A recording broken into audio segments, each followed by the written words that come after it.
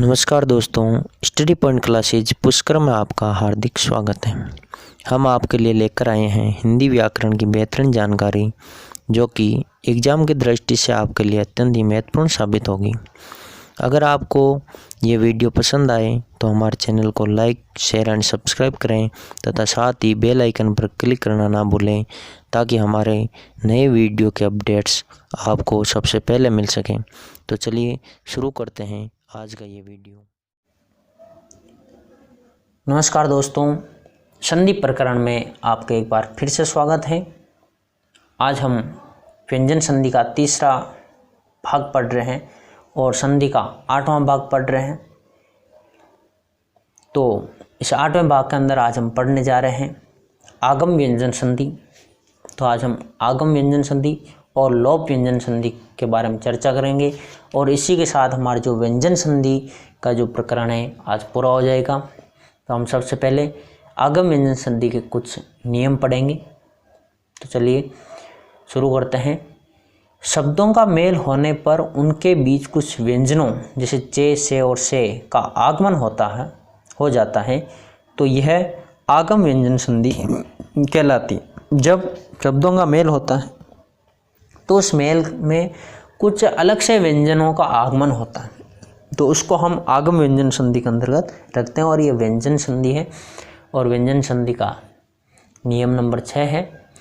तो इसको हम विस्तार से समझने की कोशिश करेंगे कि शब्दों का मेल होने पर उनके बीच कुछ व्यंजनों जैसे कि चे है, से है और से का आगमन हो जाता है, तो वह आगम व्यंजन संधि कहलाती है। देखते हैं, अगर स्वर या स्वर युक्त कोई व्यंजन है और उसके बाद में छे आया हुआ है, तो छे से पहले चे का आगमन हो जाता है, जो कि हमने ते दे की संधि में पढ़ा था। ये नियम हमने पहले से ही पढ़ लिया है ते दे की संधि में। तो उसको ते दे की संधि में भी रख सकते हैं और आगम व्यंजन संधि में भी रख सकते हैं। अगर स्वर आए है और स्वर युक्त कोई व्यंजन है और उसके बाद अगर छे है, तो छे से पहले चे का आगमन हो जाता है। तो आगम व्यंजन संधि का पहला नियम ये है, जो ते दे संधि का भी नियम है। अगर ते दे के बाद में छे हो तो चच हो जाता है, ये नियम हमने पढ़ा है। दूसरा नियम है, अगर सम उपसर्ग के बाद कृ धातु से बने शब्द जैसे कृत्य, कार, कृति, करण, कृता आए, तो दंत्य से का आगमन हो जाता है। ये समझना बहुत जरूरी है। अगर सम उपसर्ग आया हुआ है और सम उपसर्ग के बाद कृ धातु से बने शब्द आए हुए हैं, सम उपसर्ग है और सम उपसर्ग के बाद कृ धातु से बने हुए शब्द हैं, तो कृ धातु से बने शब्द देखेंगे कृत्य, कार, कृति, करण, कृता, यही शब्द हैं। तो इन शब्दों में आए तो जो दंत्य से है, जो ये से है, इस दंत्य से का आगमन हो जाता है।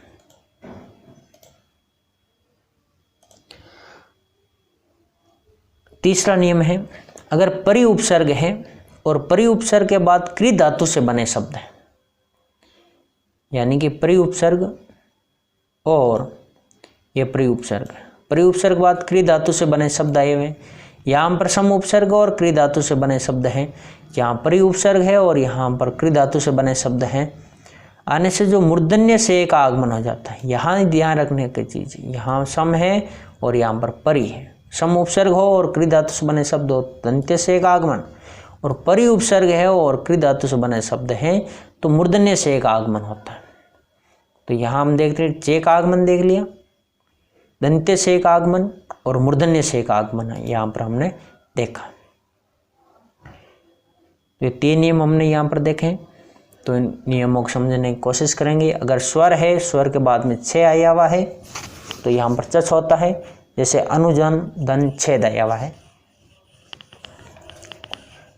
तो हमने जो चच चे से पहले, छे से पहले चे का आगमन देखा था, ते दे में भी देखा था, वहाँ पर स्वर नहीं था, स्वर युक्त कोई शब्द नहीं था, ते और दे थे, ते दे दोनों हलन थे, उनमें स्वर नहीं था।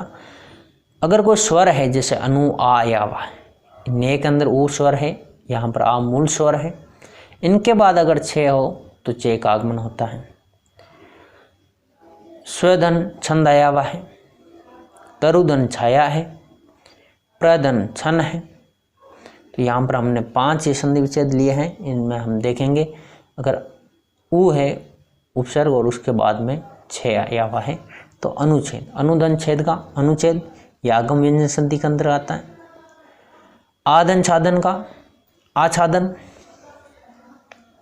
जो ते दे की संधि में हमने पढ़ा था ते दे के बाद में छे, उसमें भी चे का आगमन होता है, उसको भी हम आगम व्यंजन संधि में रख सकते हैं।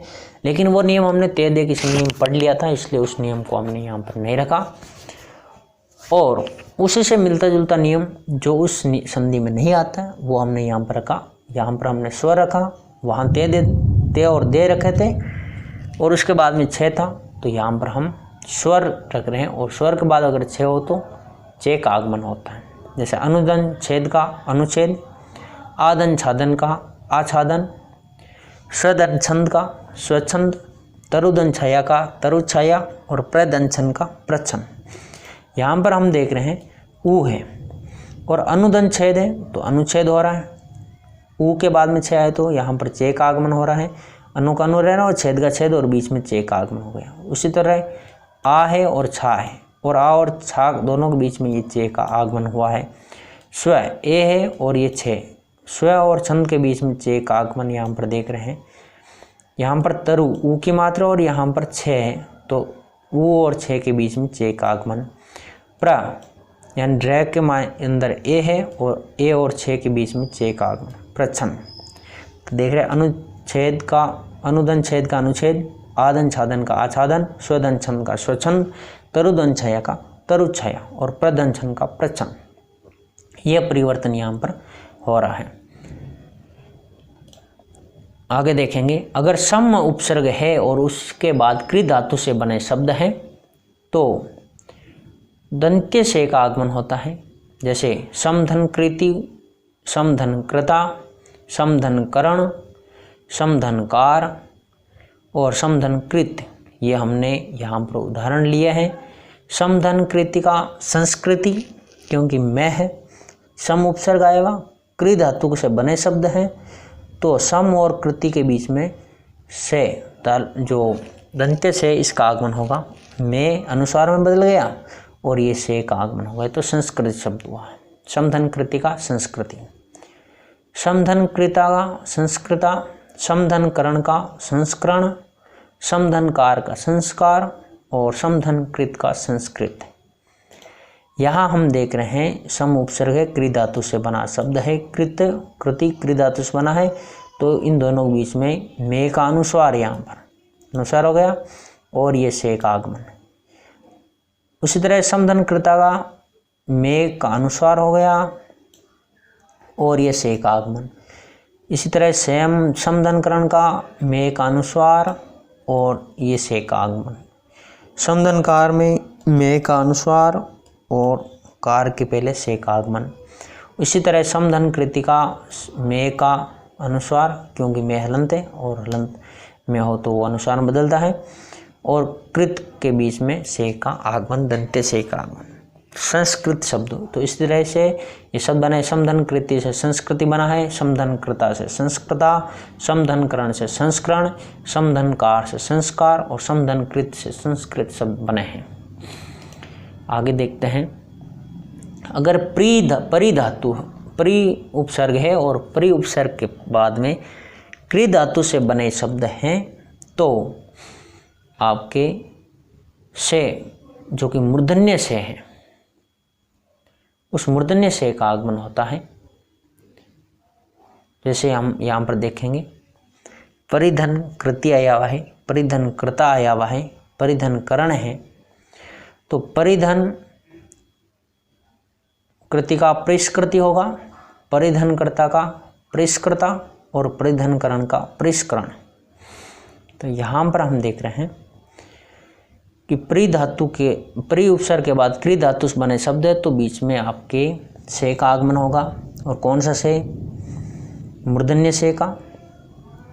तो यहाँ जो परि है और यहाँ जो कृति है इन दोनों के बीच में, जैसे ये परि और ये कृति है और इन दोनों बीच में मूर्धन्य से का आगमन।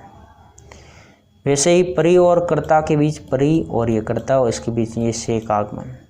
इसी तरह प्रिय और करण के ये परी और ये करण दोनों बीच में से का आगमन, तो इसी को हम कहते हैं आगम व्यंजन संधि। जैसे परिधन कृति का परिष्कृति, परिधनकर्ता का परिष्कृता और परिधनकरण का परिष्करण शब्द बन रहा है, और ये आगम व्यंजन संधि के नियम है। परिधनकार, परिष्कार, परिधनकृत, परिष्कृत, ये शब्द भी इनसे बन रहे हैं।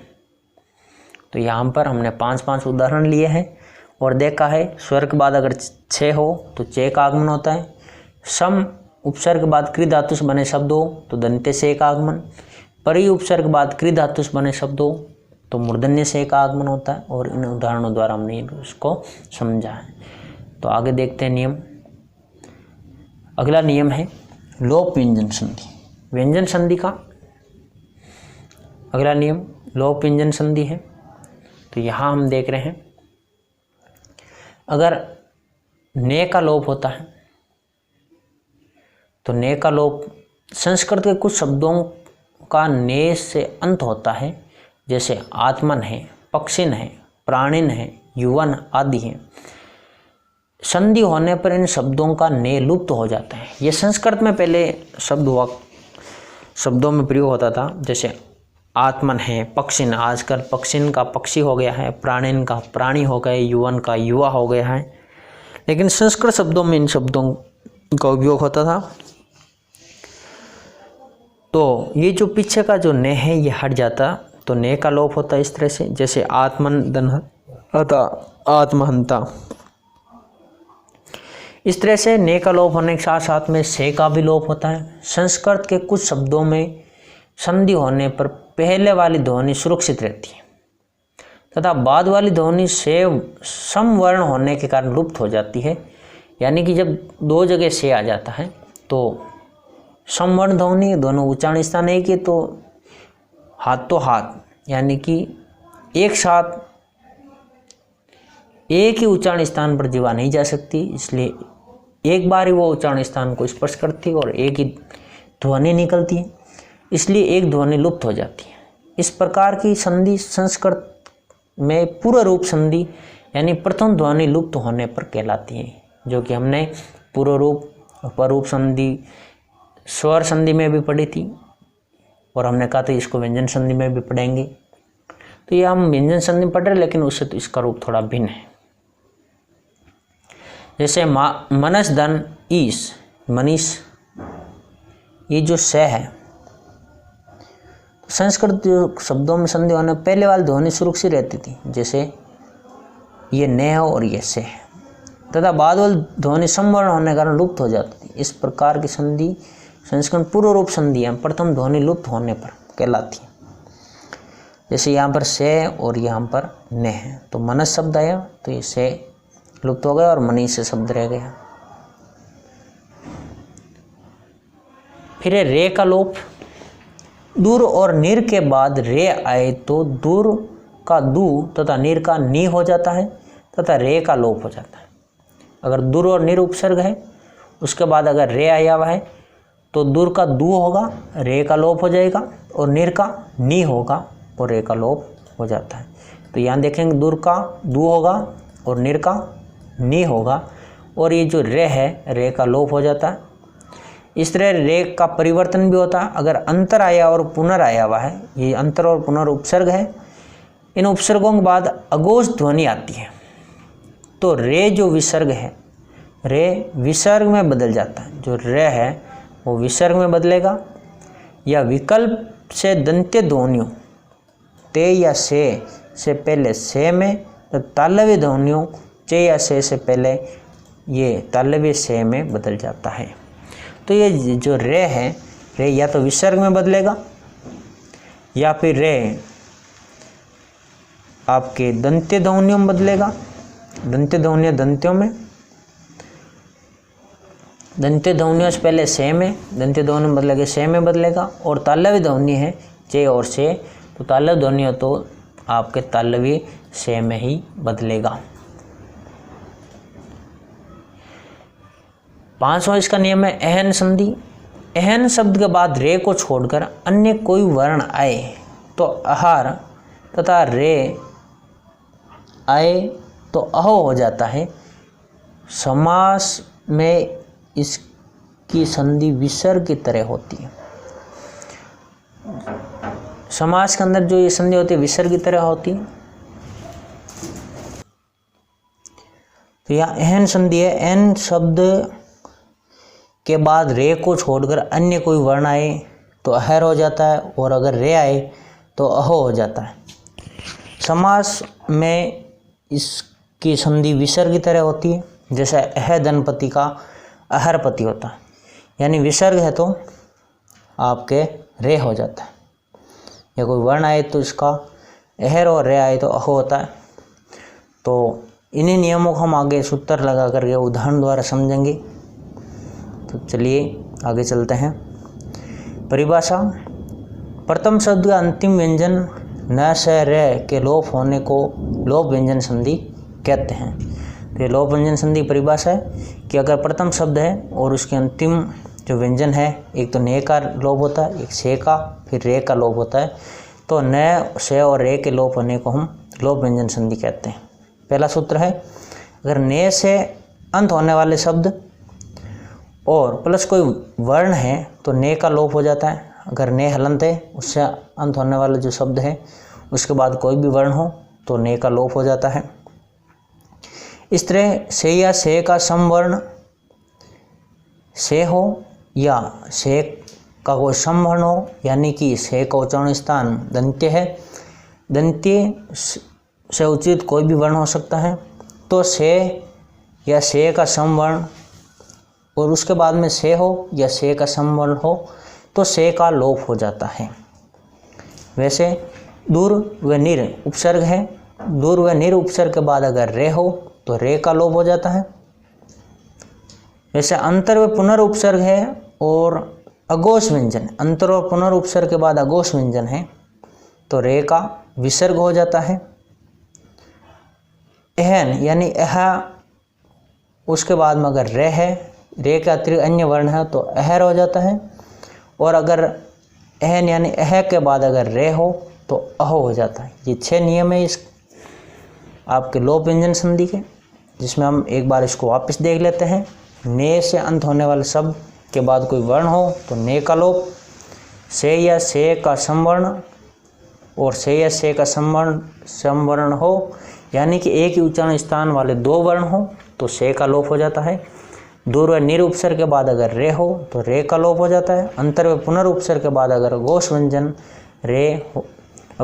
हो तो रे का विसर्ग में परिवर्तन हो जाता है। एहन यानी अह के बाद अगर रे का अतिरिक्त अन्य कोई वर्ण हो तो अहर हो जाता है, और अह यानी अह के बाद अगर रे हो तो अहो हो जाता है। देखेंगे ने व्यंजन का लोप कैसे होता है, इसके उदाहरण कौन कौन से है। आत्मन धन विश्वास, अगला है पक्षन धन राज, युवन धन वाणी, राजन धन गृह, ये शब्द है। आत्मन धन विश्वास में होगा आत्मविश्वास, ने का लोप हो रहा है। पक्षन धन राज का पक्षीराज, युवन धन वाणी का युव वाणी होगा, क्योंकि जो ने है ने का लोप हो रहा है। राजन धन गृह का राजगृह होगा। तो यहाँ पर हम देख रहे जो ये ने है, ने का लोप हो रहा है, और ये सब बन रहे हैं आत्मन धन विश्वास से आत्मविश्वास, पक्षन धन राज से पक्षीराज, युवन धन वाणी से युवाणी, और राजन धन गृह से राजगृह। वैसे ही से व्यंजन का लोप होता है, तो इसका उदाहरण देखिए। से व्यंजन से लोप होना, उद धन स्थान है, मनस धन ईश है, मनस धन ईसा है, महन मनस धन ईसी है। तो यहाँ पर हम देख रहे हैं उद धन स्थान का उत्थान, मनस धन ईश का मनीष, मनस धन ईसा का मनीषा, और मनस धन इसी का मनीषी। यहाँ पर हम देख रहे हैं दे है और यहाँ पर से है, से है और से है। यहाँ पर से और से मिलता जुलता जो उच्चारण स्थान है, यानी ये उच्चारण स्थान वाले, जैसे ई है, ई का उच्चारण स्थान भी यही है। तो यहाँ पर हम देख रहे हैं कि जो से है, से का लोप हो रहा है, क्योंकि जो मनस जो शब्द है तो यहाँ पर दे आया हुआ है जिसका उच्चारण स्थान दंत्य है और यहाँ पर से आया हुआ है। तो यहाँ पर हम देख रहे हैं ये से का लोप हो रहा है क्योंकि उच्चारण स्थान दे पहले आया हुआ तो दे रहेगा और दूसरा का लोप होगा तो से का लोप हो रहा है। यहाँ पर ने आया हुआ है तो से का लोप होगा, यहाँ पर भी ने आया हुआ है तो यहाँ से का लोप होगा, यहाँ ने है यहाँ से का लोप है क्योंकि ने का उच्चारण स्थान दंत्य है और से का उच्चारण स्थान भी दंत्य है। इस तरह से हम देख रहे हैं रे व्यंजन का लोप निर्धन रो का, निर्धन रंध्र, निर्धन रस और दुर्धन राज, ये जो शब्द है निर्धन रो का निरोग होगा, निर्धन रंध्र का निरंध्र, निर्धन रस का निरस और दुर्धन राज का दुराज। इस तरह से रे व्यंजन का परिवर्तन विसर्ग में होता है। देखिए अंतर धन क्रिया है, पुनर्धन प्रेषण है, अंतर्धन कक्षा है, पुनर्धन प्राप्ति है। यहाँ हम देख रहे हैं अंतर्धन क्रिया में अंत्य क्रिया होगा, रे विसर्ग में परिवर्तित होगा, पुनर्धन प्रेषण का पुनः प्रेषण, अंतर्धन कथा का अंत्य कथा और पुनर्धन प्राप्ति का पुनः प्राप्ति। तो रे जो व्यंजन है उसका विसर्ग में परिवर्तन हो रहा है। एहन और एहर का हमने पढ़ा था, रे व्यंजन का लोप और फिर रे के बाद अगर रे है तो निरुपसर्ग के बारे में हमने पढ़ा था। अगर निरुपसर्ग के बाद में अगर रे हो तो आपका निर का नी हो जाता है और रे का लोप हो जाता है। इसी तरह हमने अंतर और पुनर शब्दों के बारे में पढ़ा कि अंतर और पुनर के बाद अगर रे हो तो आपके रे विसर्ग में परिवर्तित हो जाता है। इस तरह से हम आगे पढ़ेंगे।